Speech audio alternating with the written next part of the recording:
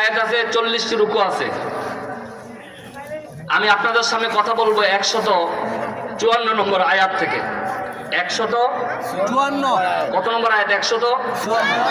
অনেক মানুষ জায়গা পায় না, তারা জায়গা। আপনারা যদি এক হাত যদি সামনে জায়গা আসেন, জান্নাতের রাস্তা 10 হাত, 2 হাত গেলে 20 হাত। একটু জিকির করে 1 মিনিটের মধ্যে তারা অনেকে জায়গা পায় না, দেখিতেছে। একটু সামনে আসেন তো, সামনে এসে যান, কারণ প্রধান বক্তা অল্প কিছু করে আসবে। একটু সামনে আসেন, জিকির করতে তো সামনে আসেন। লা ইলাহা, জোরে সোরে লা ইলাহা, লা ইলাহা, লা ইলাহা। সবার সামনে আসেন, সামনে আসেন। লা ইলাহা, লা ইলাহা,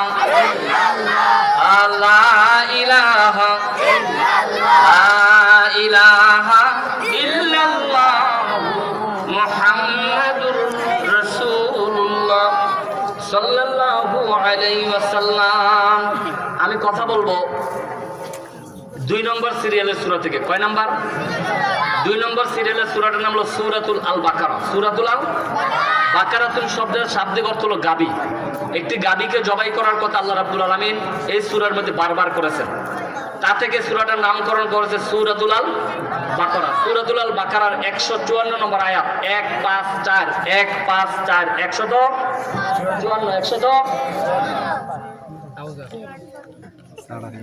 154 নম্বর আয়াতের শানে নজুল, প্রেক্ষাপট, ব্যাকগ্রাউন্ড। বদরের যুদ্ধে 14 জন সাহাবী শাহাদাত বরণ করেছেন, 8 জন আনসার, 6 জন মুহাজির। 14 জন সাহাবী যখন বদর নামক প্রান্তরে যখন তারা জীবন দিলেন আল্লাহ রাসূলের প্রেমে পড়ে, আরবের এক শ্রেণীর মুনাফিক মার্কা লোকেরা বলতে লাগলো, হায় হায়, আব্দুল্লাহর পুত্র মুহাম্মদের প্রেমে পড়ে কেউ বা বাড়ি ছাড়লো, কেউ বা গাড়ি ছাড়লো, কেউ বা তার সুন্দরী নারী ছাড়লো। কেন তারা জীবন দিল? জীবন দেওয়ার কারণ কি? কেন জীবন দিল? এটাই তাদের জল্পনা কল্পনা।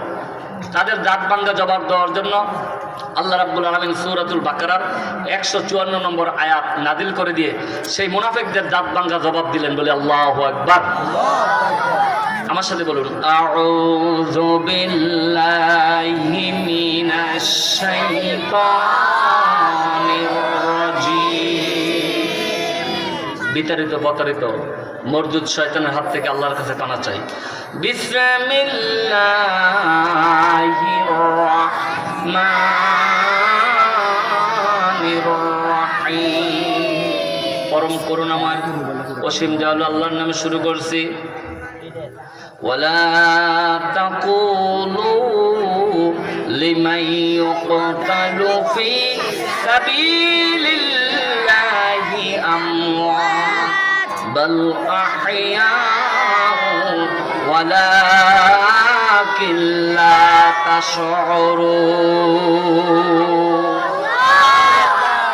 আল্লাহ রাব্বুল আলামিন মেসেজ দিলেন, ওয়ালা তাকুলু, ওয়ার পরে লাম তাকিদ। আল্লাহ বলেন তোমরা বলো না, লিমা ইউকতালু, যারা কতল হয়, জীবন দেয়, ফি মানে মধ্যে, সাবিলিল্লাহ, আল্লাহর রাস্তায়।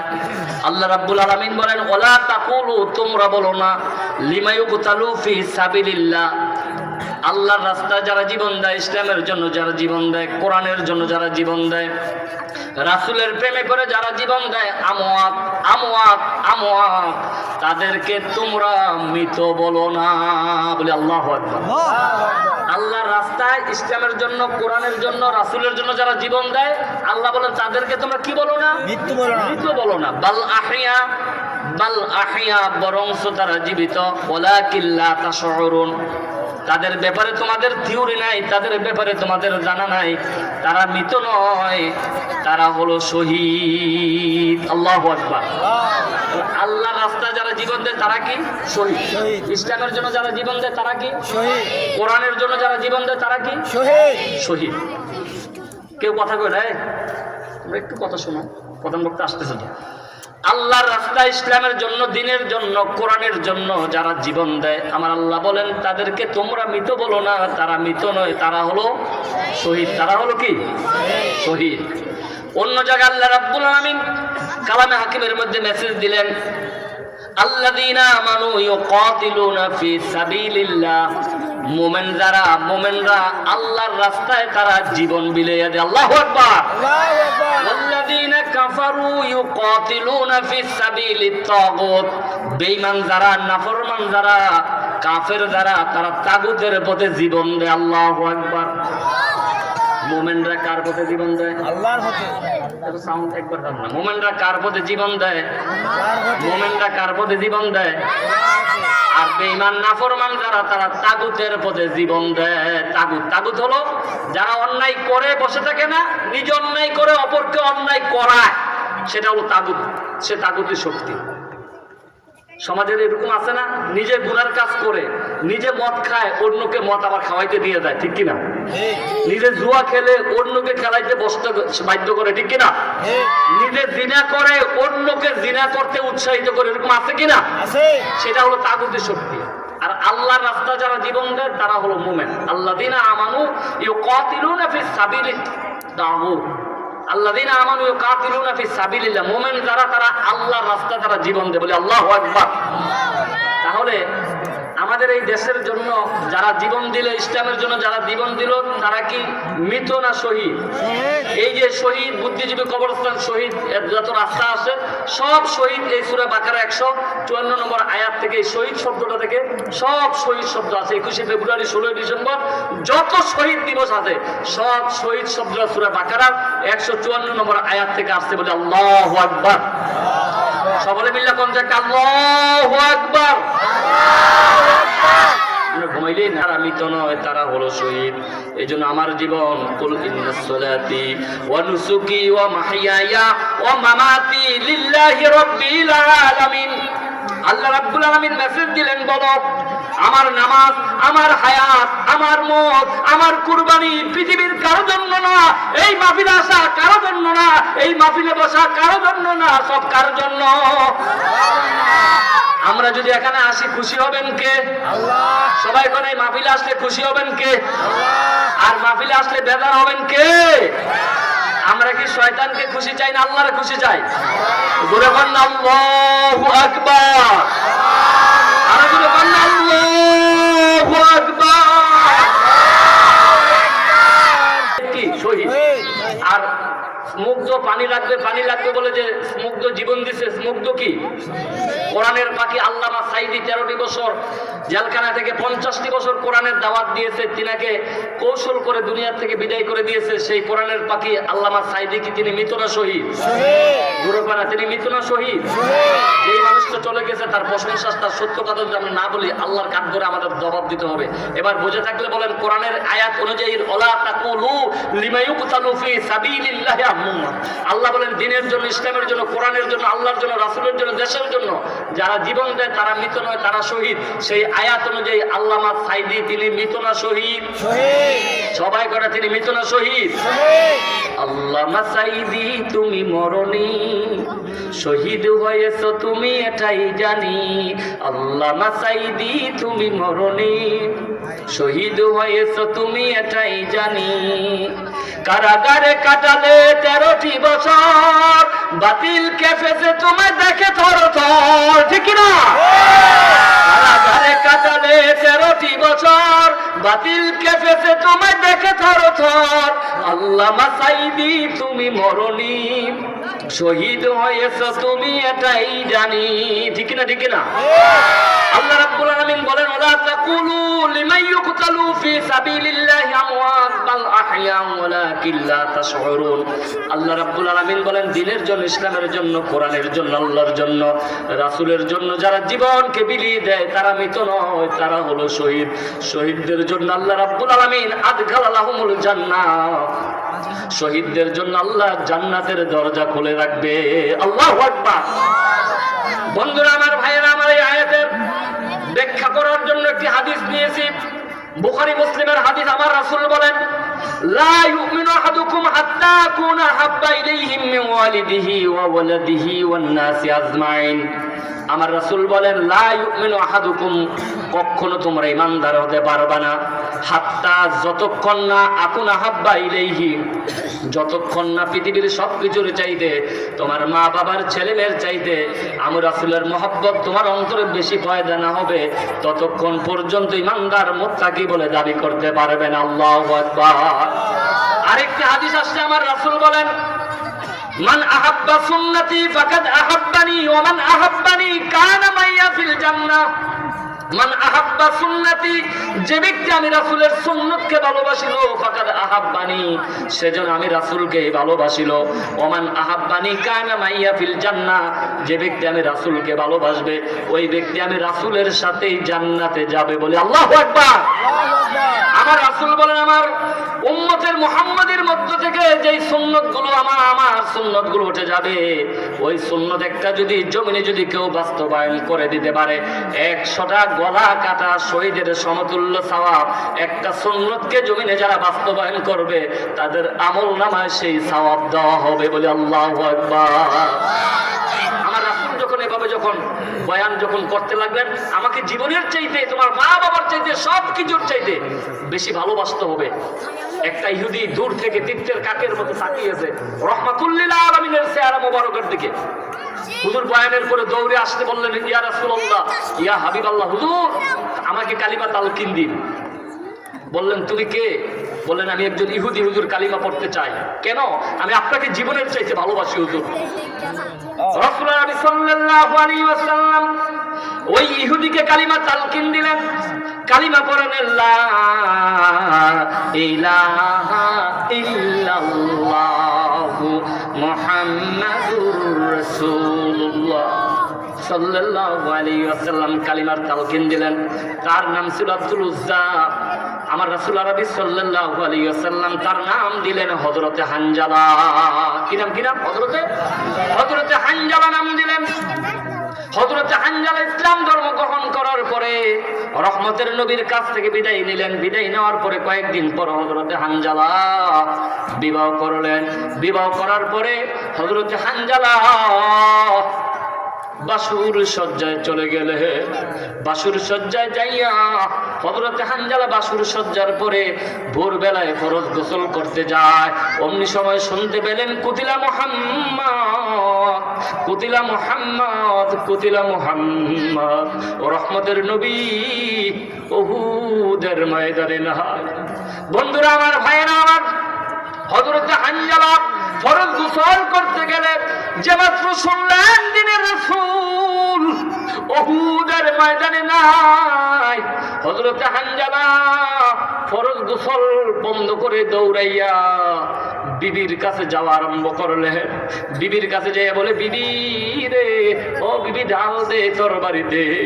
হানজালা স্ত্রী বলে, ভোরবেলায় ফরজ গোসল করতে গিয়েছেন আপনি, ডালের কি প্রয়োজন, তরবারির কি প্রয়োজন? হানজালা ডেকে বলে, বিবি আমি কার জন্য গোসল দিব রে বিবি? এমাত্র শুনতে পেলাম রহমতের নবী উহুদের ময়দানে নাই, আমি কার জন্য গোসল দিব রে বিবি? দে দে দে, ঢাল দে তরবারি দে, যদি বেঁচে থাকি দেখা হবে, নয় দেখা হবে আল্লাহর জান্নাতে। আল্লাহু আকবার।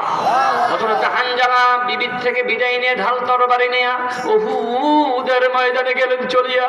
উহুদের ময়দানে যাইয়া যুদ্ধ করতে করতে করতে করতে হযরতে হানজালার ডান হাতটা চলে গেল, বাম হাতটা কালিমার পতাকা উড্ডীন করে ধরে রেখেছে।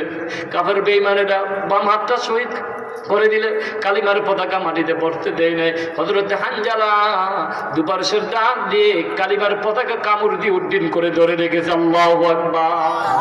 বন্ধুরা আমার, ভাইয়েরা আমার, হযরতে হানজালার এই দৃশ্য দেখার পরে কাফের বেঈমানেরা সহ্য বরদাস্ত করতে পারে নাই।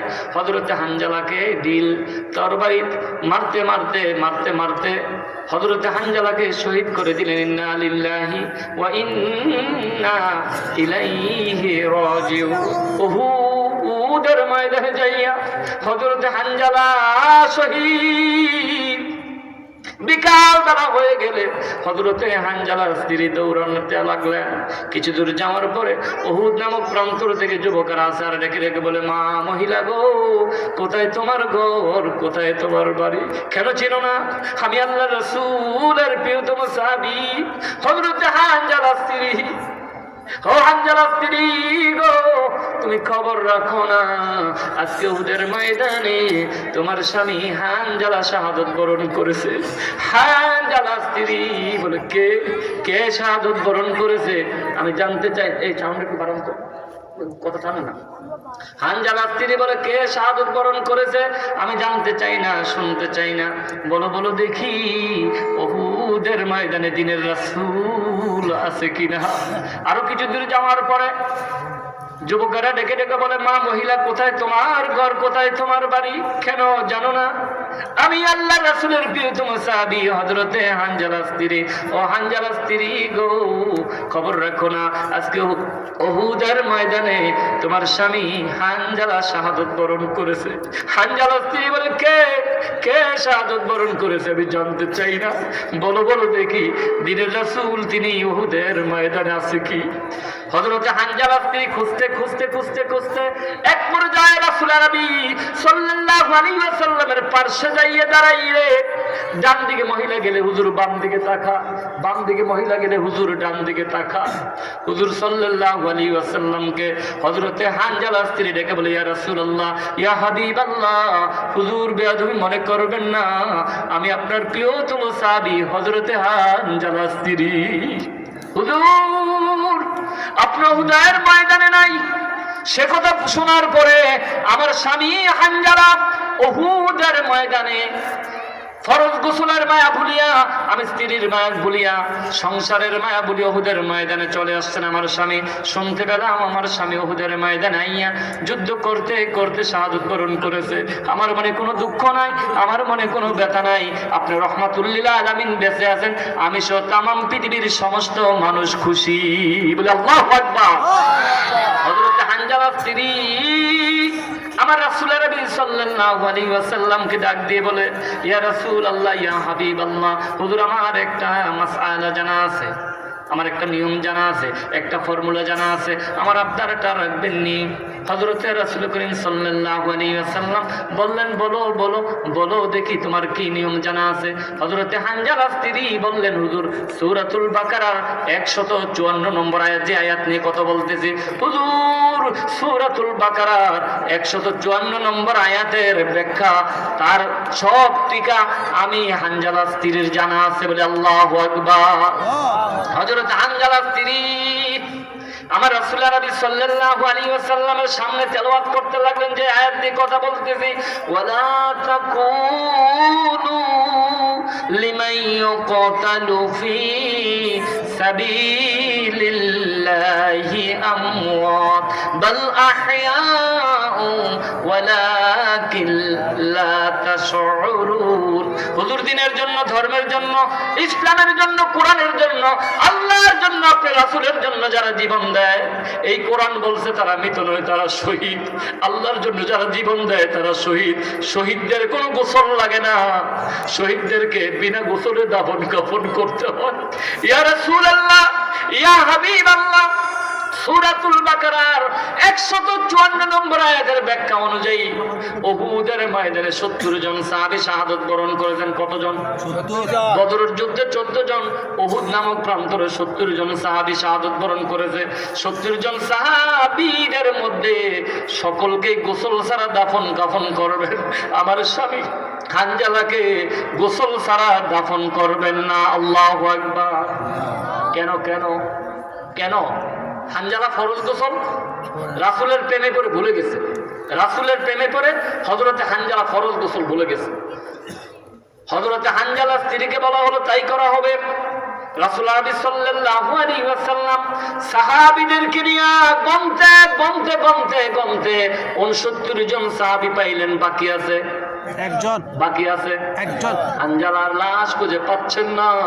আমার নবী যখন কিং কর্তব্য বেমর, আকাশ থেকে শব্দ আসছেন, ওয়ালাল আখিরাতু খায়রুল লাকা মিনাল উলা। হাবিব আরফা রাসাকা, আপনার মাথা উত্তোলন করুন, ফাসফা নিসফা তুসফা, আপনি সুপারিশ করুন, শাফায়াত করুন, আর কাঁদতে হবে না।